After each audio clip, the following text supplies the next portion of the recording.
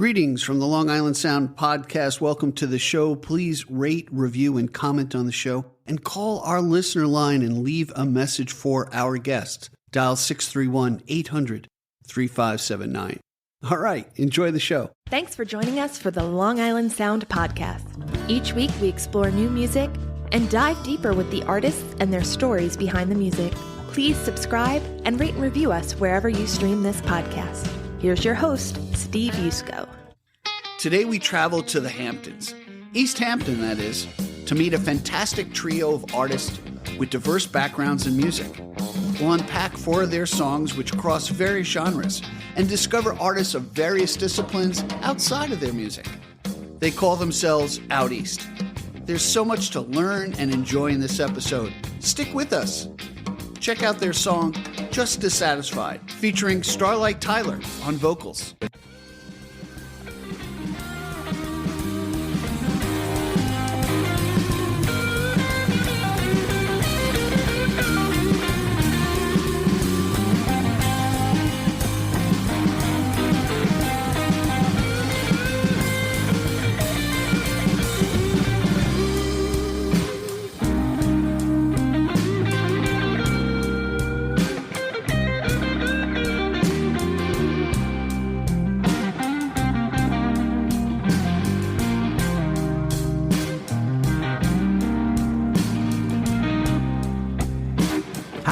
Sleep last night,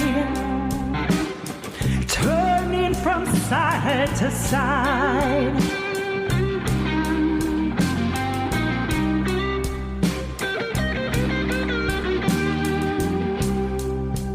I'm not sad, just dissatisfied. 'Cause you're gone. Now I'm alone on my own.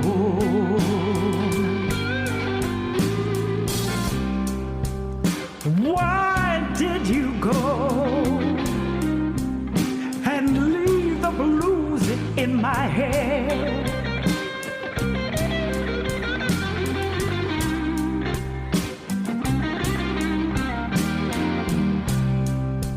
I'm not sad, just dissatisfied.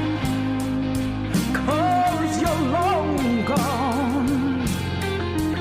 Now I'm alone on my own.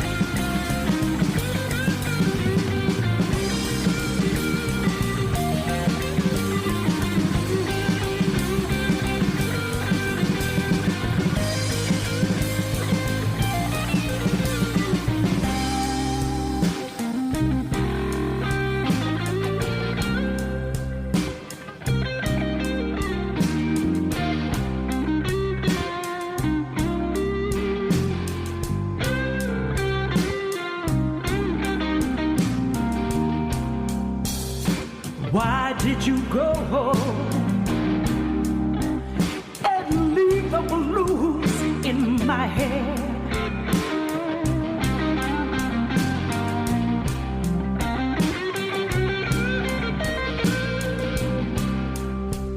I'm not sad, just dissatisfied. 'Cause you're long gone. Now I'm all alone on my own.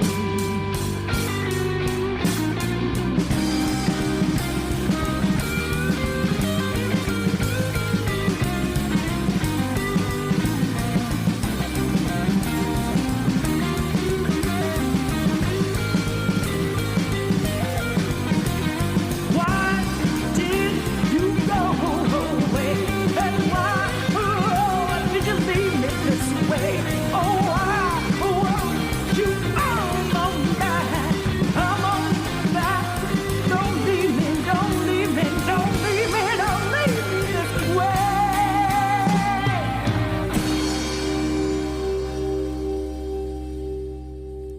Today's episode brings us out to the east end of Long Island. You know, the Hamptons can boast about their beautiful shoreline, their infamous celebrity sightings and posh mansions, their glorious farmland and home to the arts. But the Out East Band is unique in that besides their prowess in the performing arts, we'll discover a commercial artist, a photographic artist, and a luthier. Their music is as diverse as the landscape of the East End. And so I welcome John Jinks, Carlos Barrios, and Gerry Giliberti to the Long Island Sound podcast. Hey, Gerry, did I pronounce your name right? It's a really Giliberti, but that's Giliberti. okay. Well, you know, we got to get it right. Gerry Giliberti. Hey, there's so much great practice and research on my end, huh? Hey, guys, welcome to the podcast. I really appreciate your time in being here. Thank you.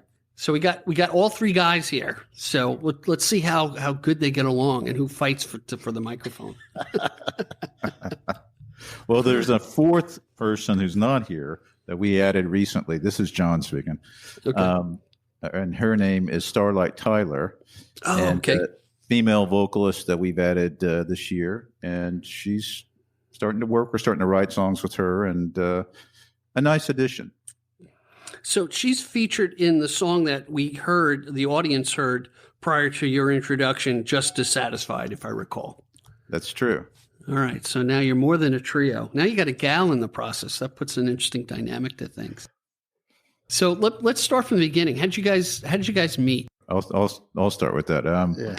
So we've all lived out here forever, 20 plus years. Mm-hmm. And I just basically through playing in bands, and Gerry and I were in a trio, actually the original Out East, which was quite a few years ago, but it was with a guitarist named Brian McClurk who moved away.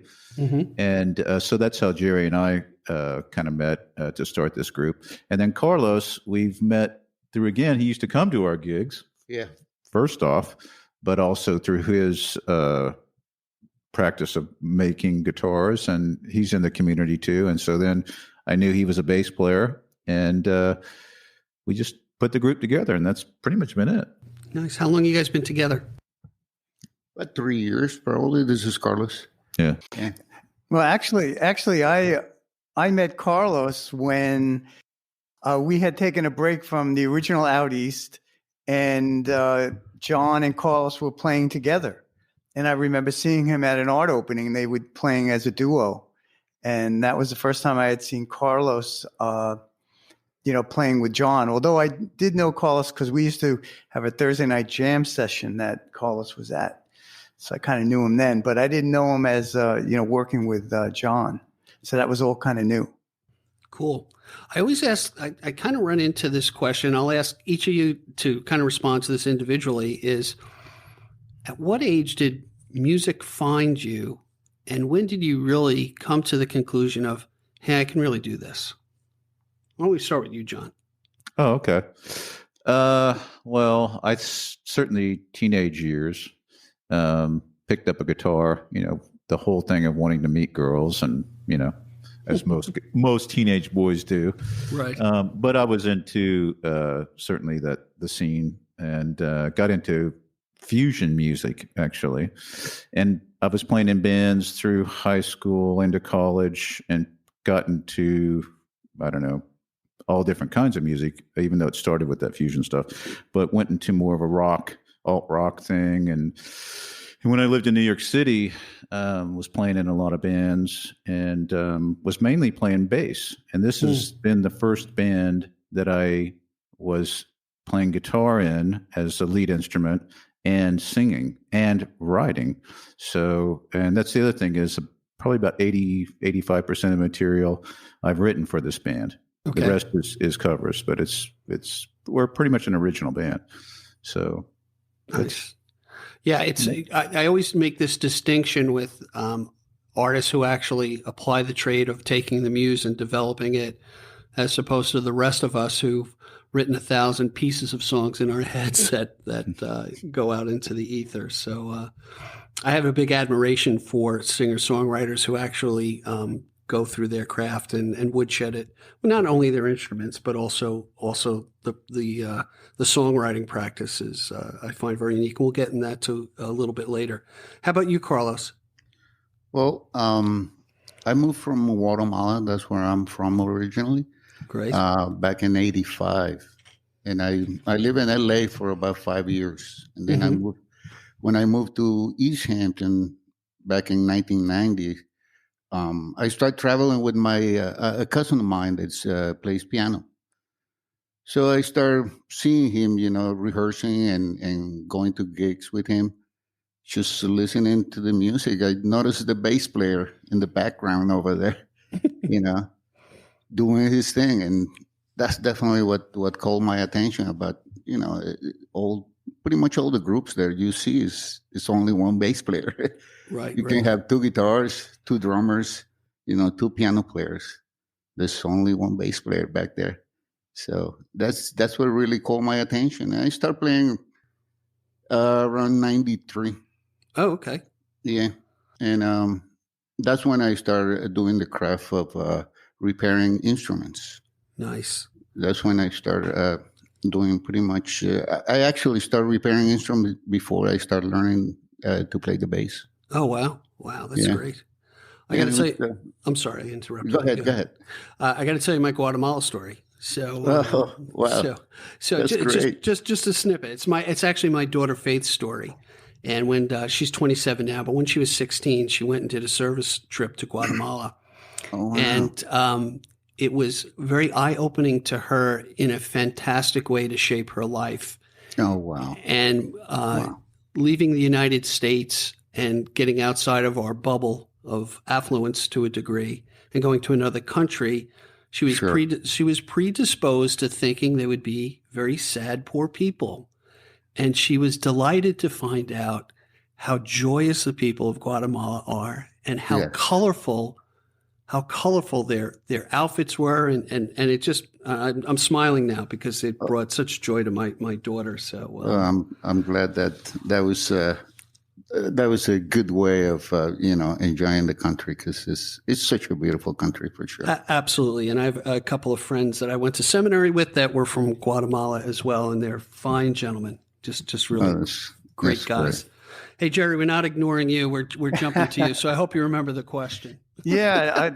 For me, the music started really early because my mother used to work at Kresge's, which is like Kmart now.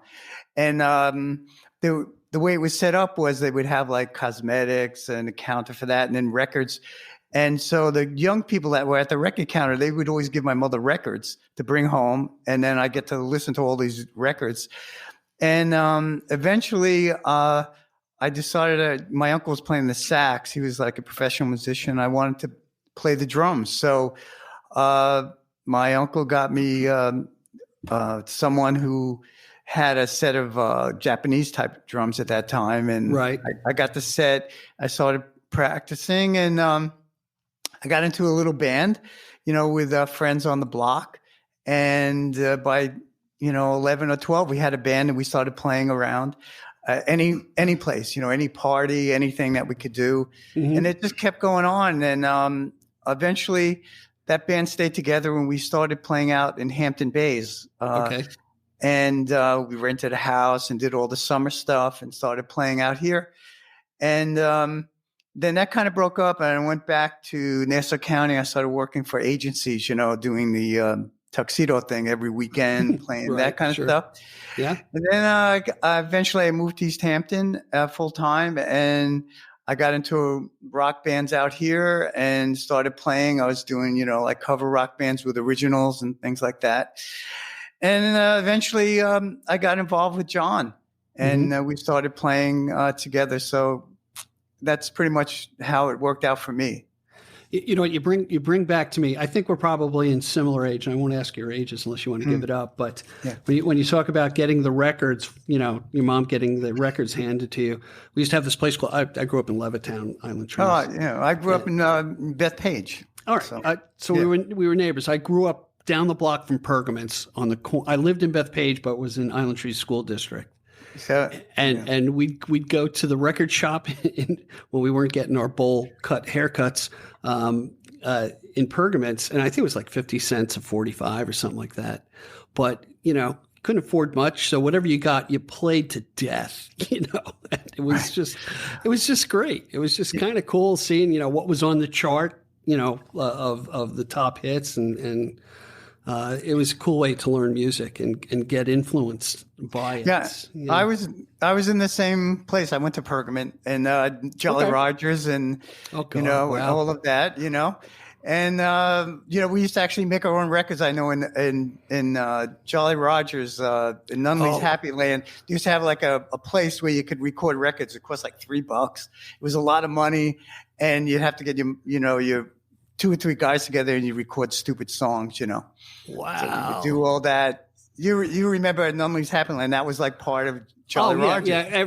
By the way, it was designated as Smiley's Happy Land. Nobody called it Smiley's Happy Land. It was Jolly Rogers, and they had the bumper cars and the roller coaster and the carousel with the brass ring and the whole 9 yards. And I was always too short for the damn bumper cars, so that damaged me for the rest of my life. But Oh yeah, God! We'd watch the Mickey Mouse balloon ears flying over that left kid's hands would fly over our neighborhood. So. And then once the Beatles hit, that was it. That changed everything. Well, tell me, out of the three of you, what were your biggest? Were the Beatles your musical influence? Let's go round robin again. John, what did it for you? What grabbed you? Oh, God. Well, I was kind of. Like I said, I was playing in the stage band, guitar in the stage band, and then playing bass in the orchestra, and then I was playing in rock bands. And I think back then we were listening to like Miles Davis, Live Evil, and John McLaughlin, and but still rock bands and some blues. But so back the early stages then. But as time went on. The gambit. Everything from Led Zeppelin to Jaco Pastorius to, we in the band that I was playing with Gerry, we were doing some Weather Report stuff and just other things that, then you get into the whole. I was into Britpop for a while. I was into electronic music because I had a studio when I lived in the city. I actually was doing my career as a visual artist, a commercial artist, but it was in a studio where I had a full analog studio with 24-track machine and massive console and all this gear. Oh, neat. And then I was doing alt rock stuff, and the grunge scene came in, but I was still into pop bands like Jellyfish and different, so all kinds, Blur, that whole era. Well, that's kind of reflective in your music, and I don't pigeonhole anybody into one genre, but just listening to what I could listen, from your website and stuff, you cross the gamut, which I find really interesting. As far as I love discovering, reminiscing about some music, but really discovering new genres and exploring it. And as a band, that's pretty cool because it's a little challenging, I would think. Yeah, we weren't trying this band. I tried to not just stick like, we're a alt rock band or we're, we tried to do all kinds of music, blues and jazz and reggae and of course rock too, because we like to rock out. But it's, I think it's just more interesting for the listener. Because I think there's a lot of bands you hear out here and they do like one thing. And after a set, you're like done. With us, we have 3 or 4 sets of material, and it's different every set. So it's kind of we mix different things in. We can do vocal harmony things, and that's really great too. And adding Starlight was just a whole nother bonus because she's a powerhouse when she's really on. Wow. So it's a really great thing. How'd you find Starlight? How'd she come into the group? I know it's pretty recent, but. Yeah, but a few years ago, like I said, this guy Brian that we were playing with, Brian is an amazing guitarist. He's blind, and so he had to have care. And I was over his house one day checking out guitar pedals and stuff, and Starlight was there doing volunteer work, cooking for him.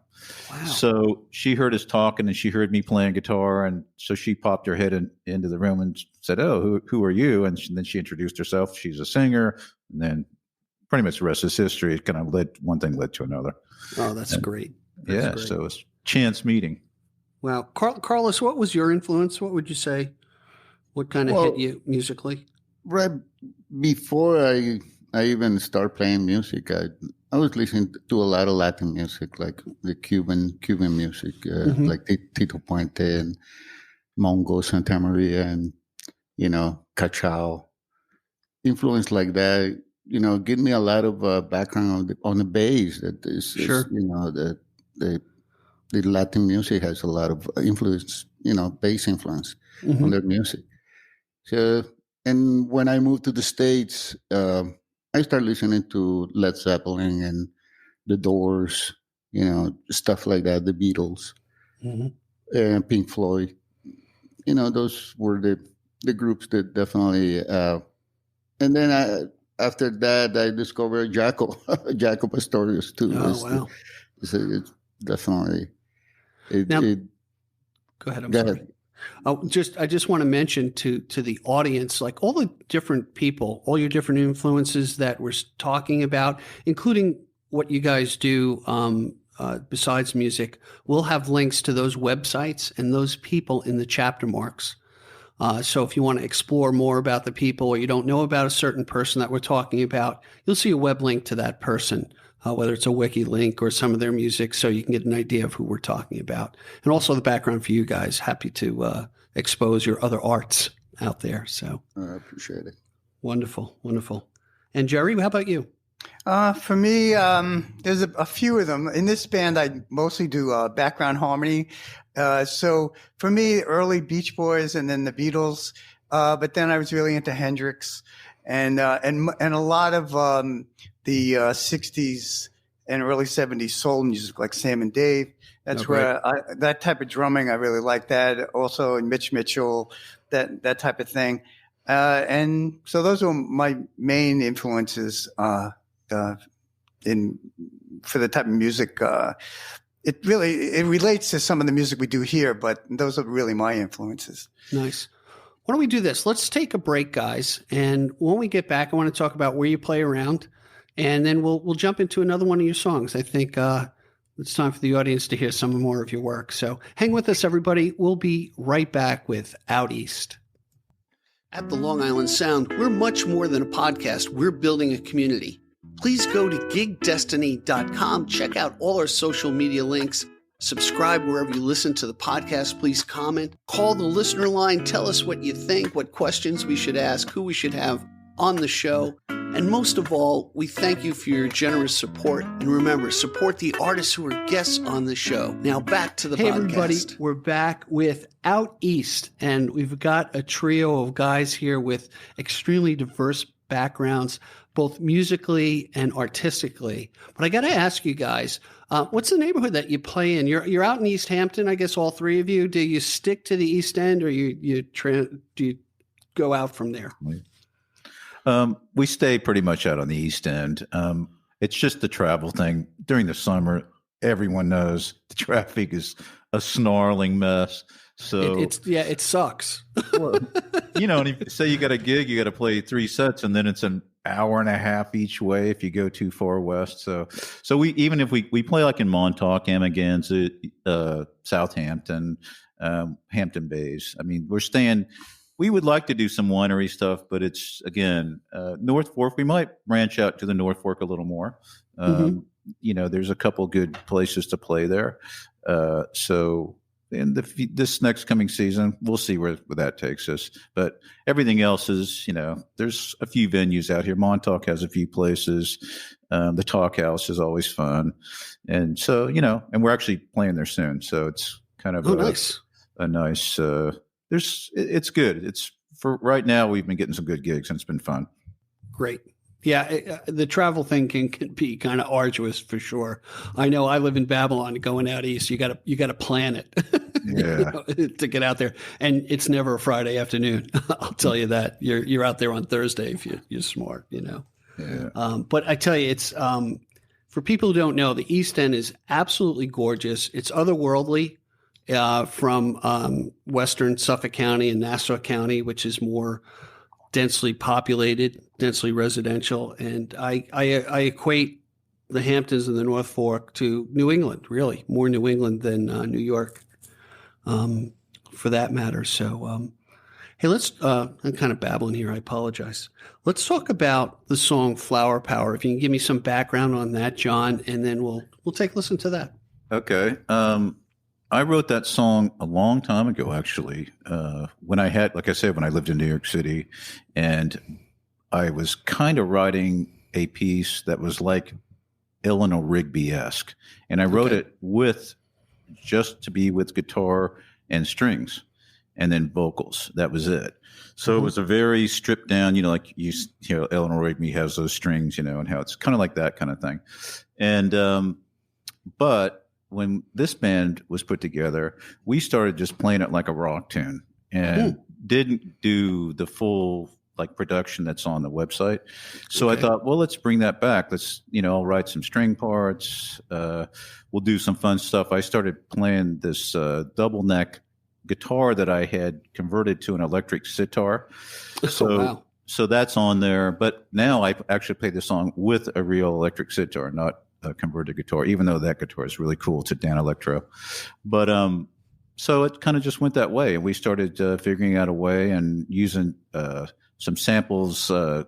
Gerry plays a Panasonic hand sonic thing with tabla samples, and we have a loop going on part of it that's a tanpura, which Carlos used to play a real tanpura, which is just a 4-note drone that you use to start the song. So it's we thought, well, this is crazy. Just record it and hit a loop. So we use that, and it blossomed into this thing that's more of an epic song. We don't perform it in that many places because some places just wouldn't get this type of song because it's a psychedelic tune, but still has rock. With CBD shops about to open up all over the place, it could be a pretty popular tune. Yeah, I think you're right. We'll have to might even be a branding theme tune for some shops. I'm an ideas man. That's all I can say. Hey, I got to ask you this, John. How was it tackling the electric sitar? I mean, that is such a unique instrument. Well, it's funny because when I bought this Tampura a few years back, and the same time it was at an estate sale, and this guy had a sitar too, and I thought, oh man, I can't buy that sitar because it's like you have to really get into it. I just didn't have the time. But after I got this guitar that I converted to a sitar, I thought, wow, this is such a cool sound. So then I was able to find an electrified one, and just, like anything else, you start messing with it. I'm a good enough musician. I can put something together, but I also tune it to the song. A sitar is normally in C or a D or C sharp. I tune it to E, which is the key of the song. So so that helps. And it's, but it is, it's one of those things that just adds another, kind of flavor to the tune. Now, me being a total layman when it comes to that, what's the unique part of the sitar that gives it its sound? Where the face of the guitar and the wood gives it its sound through the bridge. What does it for the sitar? Well, the sitar, if when you hit the string and it has that kind of twang to it, that's because the string is actually hitting the bridge in a way that makes it vibrate with the bridge. So it kind of hits it not like a guitar bridge is, and it gives it that sound. Okay. But the thing about it is it's really only a few notes that are the strings are, and they're pretty much fourths and the roots. So it's a real easy kind of way to play, or a fifths and the root. So you can really, as much as you would think it's not, you're only using 2 strings really on a sitar. The rest you just hit and have them either as drones or they're the root sound. So you're using a melody string mainly, two strings. So you can, it's like, just think about playing a guitar with 2 strings and then hitting drone strings. It's kind of like that way to think about it. And then you have sympathetic strings that this electric guitar, the way I've got it set up, I can't hit the sympathetic strings. When you hear like on some of the Beatles stuff where it sounds like a harp would do, like that, the glissando down of a whole set of strings. That's really cool to have that on a sitar, but my electric sitar doesn't have that. Gotcha. All right, don't give all the mystery away. Don't tell them it's easy. It's a damn hard instrument to play, and this guy's an expert at it. Okay, we'll just cut out the simple stuff, Yeah. Hey, everybody, let's have a listen to Flower Power. We'll be right back after the song. Have a listen.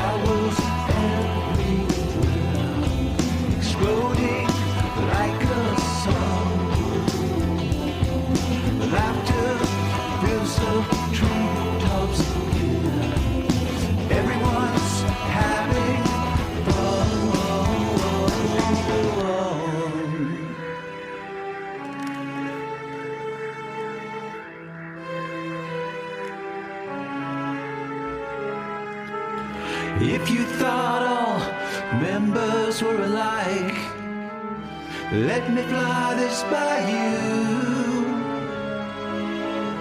No discount supply is second rate. They cut your angels in two.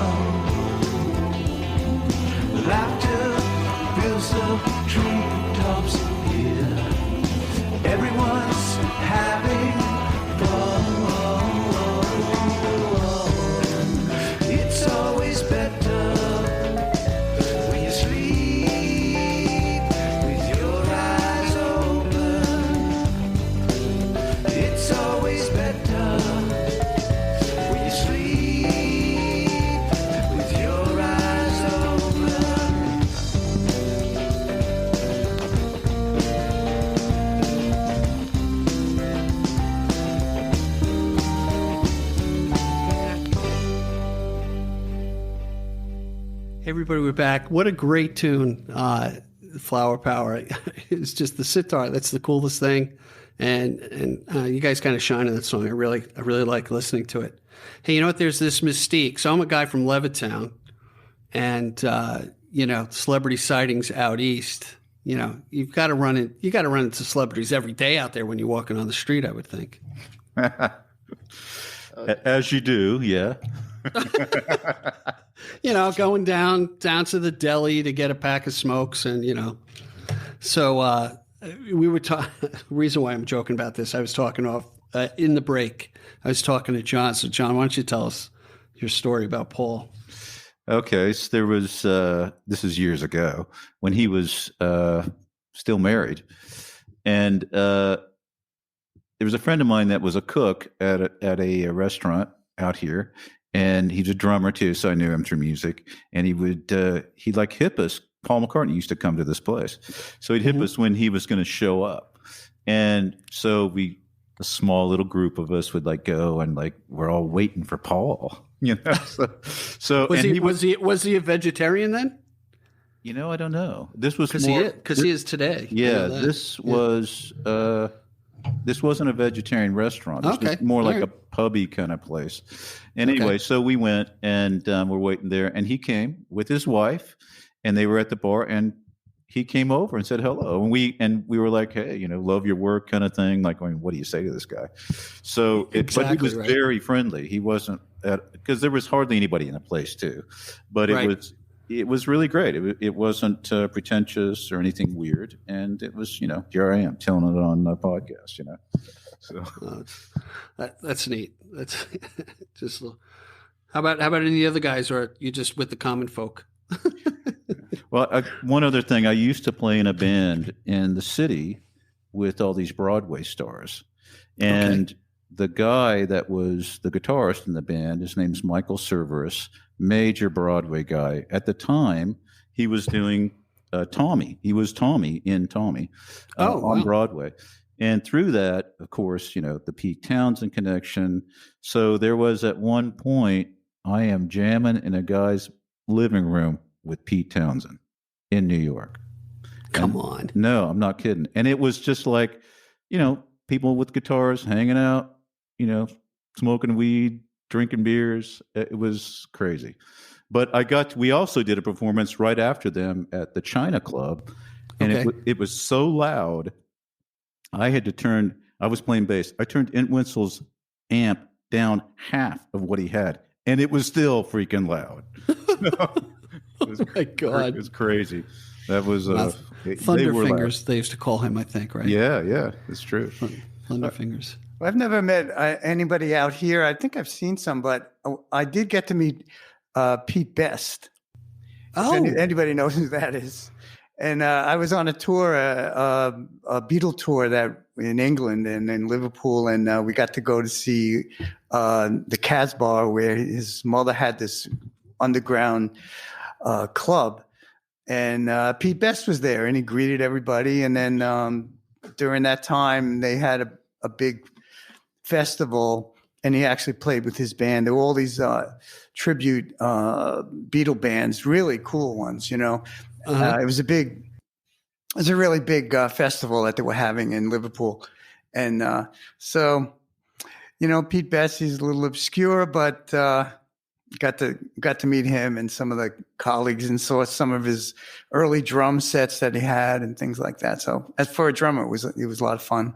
That's neat. When you can touch a piece of history, that's kind of neat to me. Now Carlos. So Carlos is a luthier. He makes. You tell me, Carlos.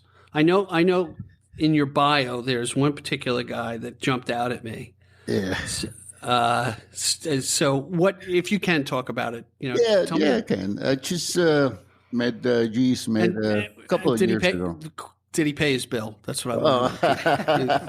Did he pay? Did he tip well? Yeah. He definitely. He's such a really nice person. He's a very down to earth person, and he always comes in and says, "Yeah, I bring one," but he always brings two. Every time he brings a guitar to my shop. but very, very down to earth person. You know, I met Chad Smith from Chili Peppers also a couple of times at the Tall House through a friend of mine. You know, we got introduced a couple of times. You know, that's my encounter with celebrities. Nice. But, now, is your shop in Sag Harbor? No, it's in East Hampton. Oh, it is in East Hampton. Okay. Yeah, okay. Yeah. It's in my house. You know, I have a small shop outside where I do all my rough cuttings and stuff like that. And then I work out of my basement. I have my shop in my basement where I can have a controlled environment for all the material that I have. You know, and every time, you know, like September is probably the best time to mill material. Really? Yeah. Okay. I usually do it once a year. And this year I'm just hesitant to do it because we still have a little too much moisture in the air, you know. Really? It's almost like making pizza dough. Yeah. You know? Yeah, because, you know, I've been aging the material for, you know, over 20 years that I haven't living in my house. So I have material that I have that long in there. So if I introduce moisture to it, I'm gonna be jeopardize those 20 years of being dry. You know, every time I cut a kit, it's gotta be with the right temperature and the right weather for it. So I don't waste any of that time of me drying the material. How is it getting exotic woods? Is it difficult, or do you have enough of stock over what you've accumulated over the years? Through the years, over 35 years that I've been collecting material, because before I even knew I was going to be a luthier, I collect material because my dad was a carpenter. Okay. And we worked together in this country for many years. And then I collect material to make furniture because that's what I wanted to do to begin with that material. But when I got introduced to music and, like I say, going to gigs with my cousin really opened a totally different door of creativity on the instruments. You know, when I start playing the bass, I start listening to Jaco, and I wanted to have a fretless bass. And I looked for it for a couple of months, and then I said, you know what, I can make one of them. And that's what I did. That's when my work with instruments began. Now I got to ask you this, because at least as far as a knucklehead from Levittown knows, luthiers are not easy to find. Do you study under somebody to become luthier? Are you self-taught? I'm self-taught. I'm a self-taught luthier. Wow. And then it's word of mouth, basically. Pretty much. All these years that I 3 years ago, I made cards, but I never did. The last few years, I've been trying to advertise a little more. I just don't want to get overloaded with instruments, because then you're losing the precious time with each instrument, you know. Right. And that's what I want to deliver. I just want to deliver quality, and that's what I, finally. So I'm going to explain two ends of the spectrum. So we have a luthier in Carlos that is so good, in particular, about when he actually cuts his wood. Okay, and I'm going to tell you my horror story. I had an Ovation guitar with a cedar top, not thinking that it should be in a humidified room with some moisture in the air. And I get a call from my daughter, was 12 at the time, and she said, "Hey, Dad, your guitar exploded." Yeah. I'm like, "What?" Yeah, the whole bridge just popped off. I'm like, "Holy shit." I re-glued it. It looked like crap, but it was playable somewhat. But it's important. Yeah, it's very important to even apply a little moisture to the instrument. So, the instrument is always expanding and contracting. So you want to keep that movement, Gotcha. Now, as I look at the guitars, you see those guitars behind me? So do I get a spray bottle and just spray them up? No, with a wet rag. You know, Right, okay. a moisturize, not See? yeah. I'm really good at this music stuff. Is that why the strings are rusty? Oh, okay. Hey, let's get into. I'd really like to talk about. So we talked about a little bit about Carlos as a luthier. Gerry, tell me about your work, because I really love your bios on your website. By the way, the website is outeastmusic.com. And the artwork, it just kind of blew me away. It just really kind of put a smile to my face when I see what you guys are into. So tell us a little bit about your background, Gerry. Well, I started out in college as a graphic artist, doing graphic art and photography, did weddings and things like that while I was in college. And then eventually, I tried to do more of my own types of photography and eventually created a group, was part of a group out here called the East End Photographers Group. And eventually I've been running that for many, many years now. And we have a lot of art shows, things like that here and different locations from West Hampton, Remsenburg, East Hampton, Southampton, even Montauk. They have some places to show work. And so I've been doing that for many, many years. And, I had my own darkroom when everyone was doing film, and that's how I came up, learning how to do film and having the darkroom. Actually, I still have my darkroom. It's kind of, I'm not doing anything in it right now.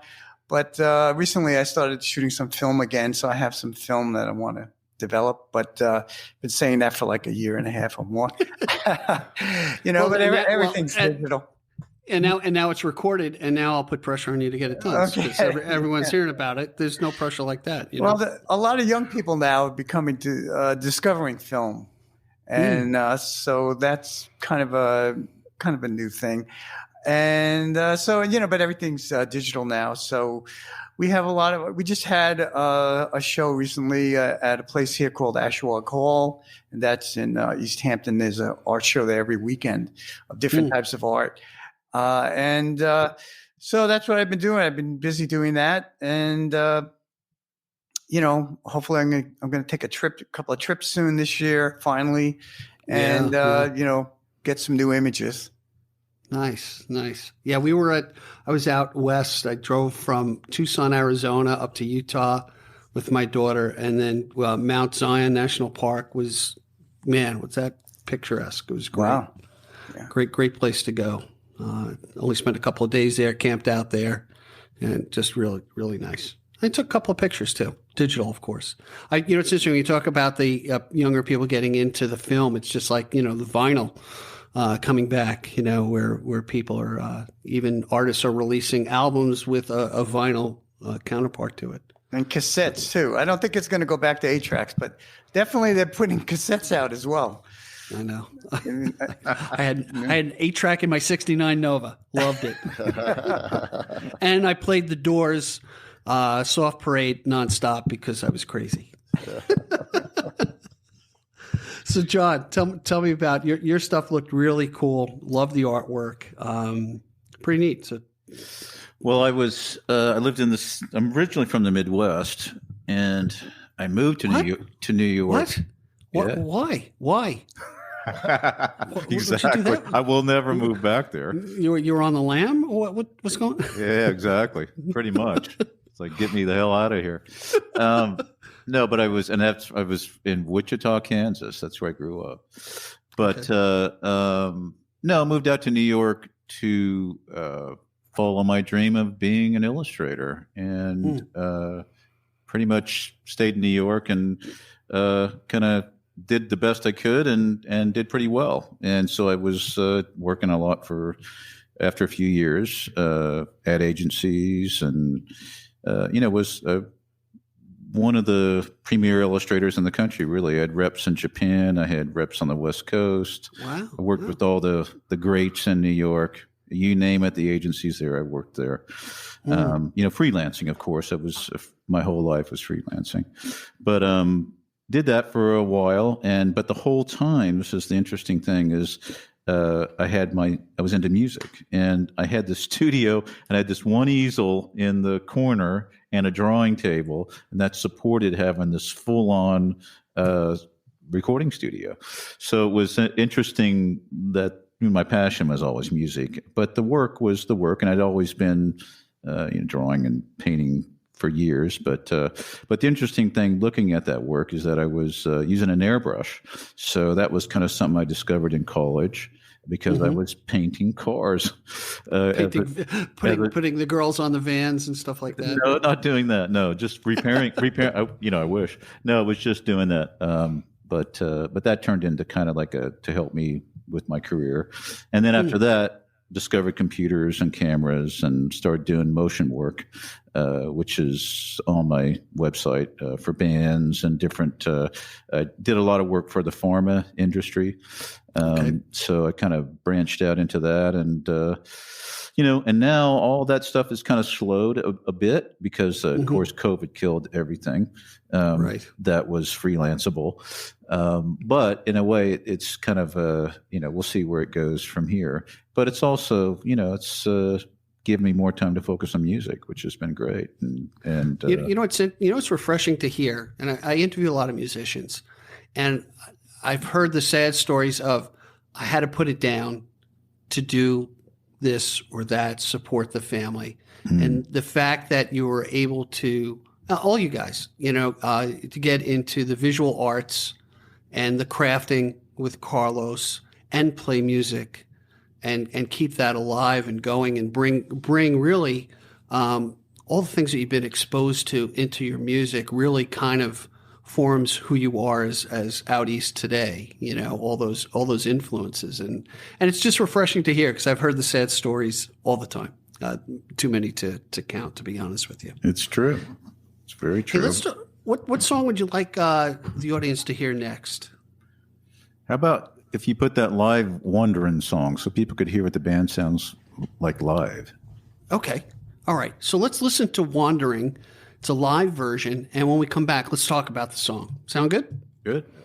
All right, everybody. Check it out. We'll be right back.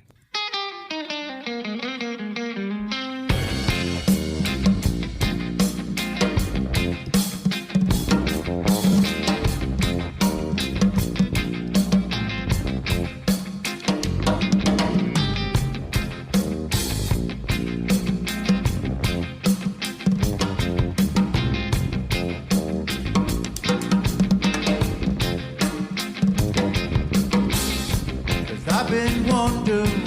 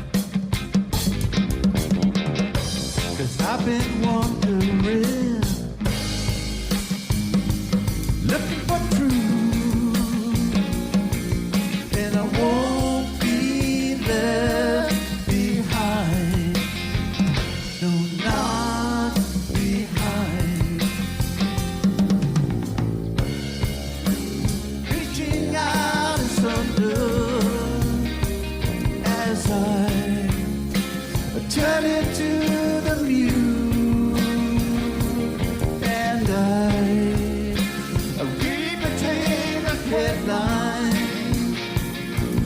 of its road that breaking through, yet breaking through.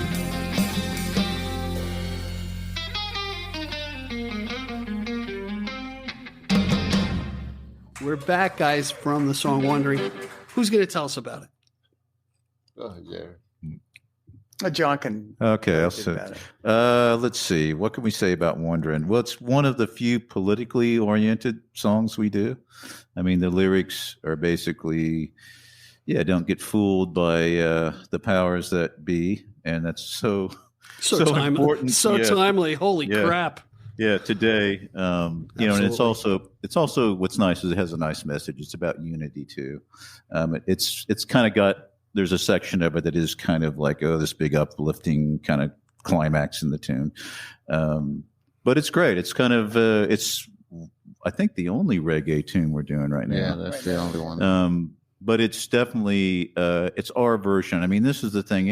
Anything that we do, it's not like straight, even like the tune that Starlight sings on. That is a minor blues that I wrote, but it's not really a straight minor blues at all either. So it's kind of we take a different twist to it, and Wandering is the same. We have a section where it goes into ska, and then like I said, it goes into this kind of hard, almost chili pepperish type of thing where I'm playing wah-wah guitar, and it's just like gets funky, and then goes back to reggae. So it's interesting tune. I get to do a drum solo, so that doesn't happen too much, Why they won't let you? What's the matter? They won't let you? Well, and so I get to do a drum solo, and it's kind of like Latinish a little bit, and then it goes off, and then we go into actually we come from the ska part into a drum solo, and then we kind of come back. So it's really kind of different for us. So it's kind of a long, for people that have been listening, it's kind of a long piece, but it's really fun. Neat, excellent. Well, I'll definitely leave links to your other music if that's okay with you. It's on SoundCloud, I believe. I'll leave them in the chapter marks for people to discover your music and go from there. And then we'll also so anyone who's a guest on my program is welcome to, I post any of the stuff, any of the events, any of the gigs that you have on the Gig Destiny site. Actually share a Google Calendar if you're interested. And, just put the news up there where you're playing. So what events do you guys have coming up? Pizza Bar, that's in Amagansett. That's coming up on the 30th of September. Mm-hmm. And then we're playing Halloween weekend at the Talk House in Amagansett. Nice. So that's a Friday night. That's the Friday. This is the 28th of October. That'll be fun. Do you need tickets to get into the Talk House these days, or how do they manage it? Yeah, okay. You gotta pay to get into that. But we keep it cheap so that we play for the people. I knew the rich. I knew I liked you guys. How about a press pass for Steve? Yeah, I'm sure we could probably get that. On the list, right? Yeah. I got to talk about out east. What I found kind of interesting during COVID. All right, this is out of left field, and we can get into any other events that I may have just jumped on your conversation, John. I apologize. I found that during COVID, you had this migration from Manhattan out east, where people said, "You know what? I could work and stay here," and I'm sure that's changed things to a certain degree where you have more, what I would say, full-time residents out there. Have you seen that impact or not so much? I've seen it, but actually right now it's starting to change back. We're starting to see a little bit of a change back because COVID's essentially over, but not, Right. And it's controllable, yeah. Yeah, so we're finding that some people who didn't sell out and came out here and just sold out in the city and are now living here full time. A lot of people didn't do that. So now they're kind of moving back. And so we're starting to see that. And that's what I've been told. And I've been seeing in my own neighborhood that's happened. But yeah, there's a lot of people who are now full timers. Yeah, there's still a lot of traffic every day. It's a lot more people living here now. Definitely, that changed so much in the last 2 years. Yeah. like Gerry was saying, that a lot of people sold their stuff in New York City, and they would just move out. Yeah, back in the day, you could drive, whether it's the North Fork or the Hamptons. Once you got past Labor Day, it was nice, quiet, and peaceful. To a degree. A lot of contractors heading out and doing work during the off season. You get what I call the contractor parade down Route 27 that everybody gets caught up in. Oh no, that trade parade is still on. Still on, yeah. That's it's but I will say I see very less helicopters, affluent helicopters flying over Babylon on the way out to the Hamptons. So yes, I'll take definitely that definitely stops during the summer. They're already here. That's why. Too. That's right. So, John, I know I jumped on. You were talking about events. Or anything else that you want to point out as far as what you got coming up beyond Stephen's Talkhouse? Well, Carlos has an event coming up. Why don't you talk about that, Carlos? Yeah, let's plug it. We the last few years we've been working on a documentary. They came upon a guitar that I was building, and tragically, the person who's gonna get the guitar ended up dying. Oh, I'm sorry. So it was an instrument that I wasn't gonna finish, and I just left it in my table until I met John, and that's how I met John, through fixing instruments. Some of his guitars, and he came over to the shop and looked at the guitar. He asked me, "What's that over there?" And I gave him all the story and what I was doing to the bracing system that I was using on it, which is pretty innovative. Okay. In terms of enhancing sound to the instrument, very very different approach to the bracing. So that's what I've been using on my instruments since I discovered that. Nice.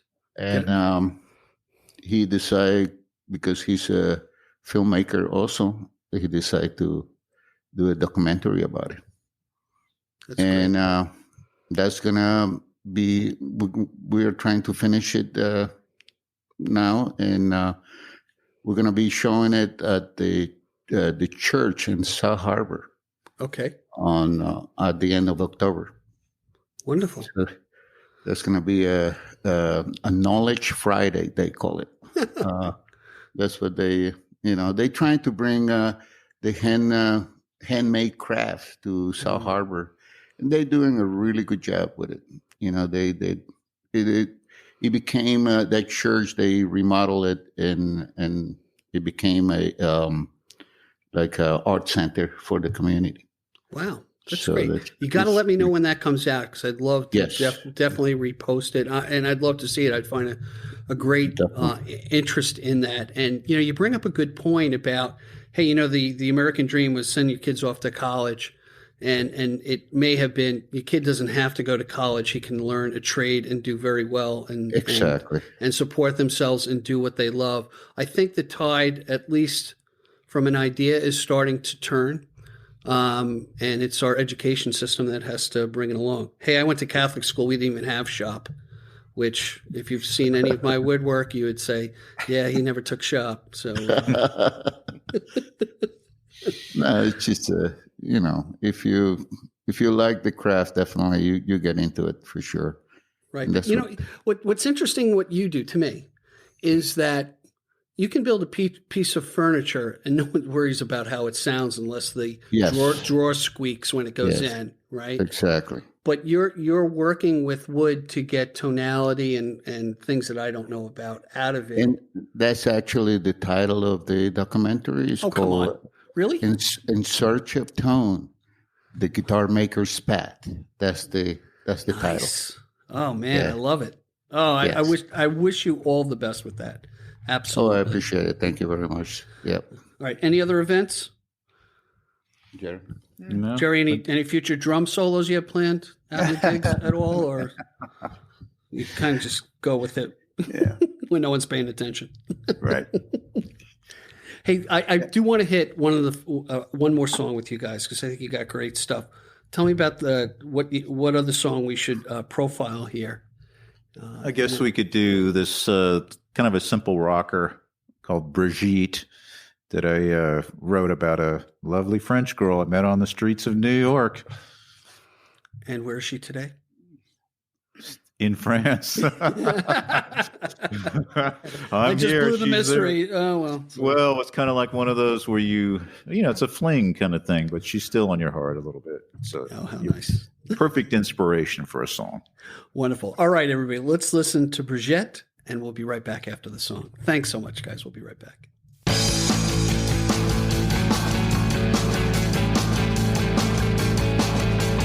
I've been thinking about Brigitte. Fact is making my heart stumble as I sit here hoping for release. Don't know if I should freeze or follow, and I can't think what's true. The touch was oh so tender. I remember when I lost my innocence with my Brigitte. Oh, she's fine, my Brigitte. I've been wasting all these hours away, thinking what I could do with her, as my mind slips into a dreamland with that girl. Symptomatic, trance beyond belief, and I can't think what's true.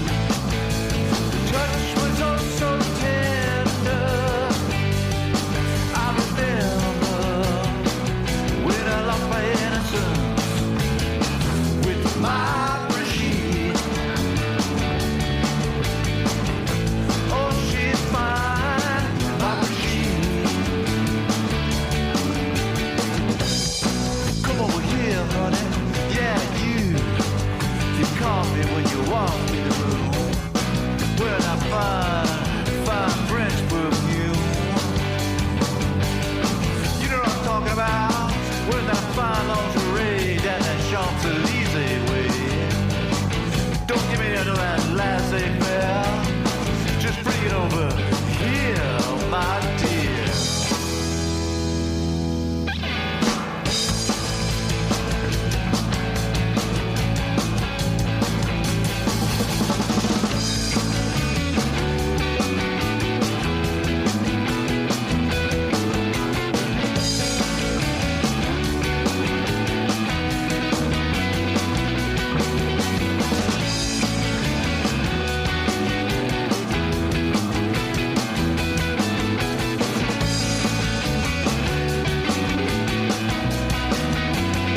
And I can't think what's true. Her kiss was oh so tender. I remember when I lost my innocence with my Brigitte. Oh, she's fine, my Brigitte. That girl, she's mine, my Brigitte. Hey, everybody. We're back after hearing, what's that song, John? Brigitte. Brigitte, a long-lost love with a little twinkle in our eye. So I really appreciate that song. Hey, guys, it's really been great having you on the podcast. You have such interesting backgrounds. It's great that you guys are playing together, and I could see some great growth, and I can't wait to see you guys live. I'm going to do my best to try to make it to Stephen Talkhouse, especially if there's a ticket waiting there in Will Call for Steve Yusko. Are you there? There will be. Did I lose you? No, there will be. There will be. Put you on the list. Put you on the list. No, we're a good band to hear live. We really put on a good show. That's great, and that's a great place too. So it's yeah, it is. It is good sound. It should be a lot of fun. So I end a lot of my podcasts like this, and it was something that my friend Bob told me. He said, you can account for what's in your bank and what you own. You can never account for what time you have left in this life. The fact that you guys gave me a little over an hour of your time today, I really do appreciate it so much. It's been a real pleasure. Thank you. Thank you for joining us today. I appreciate the time you spent with us. Please subscribe and comment and visit us at gigdestiny.com. Till next time, be generous with your joy, keep your spirits high, and let the music take you on a journey. Be well. Peace. Thanks so much for listening. Please rate, review, and comment on the show. We really love to hear from you. And call our listener line at 631-800-3579. Again, thanks so much. Be well.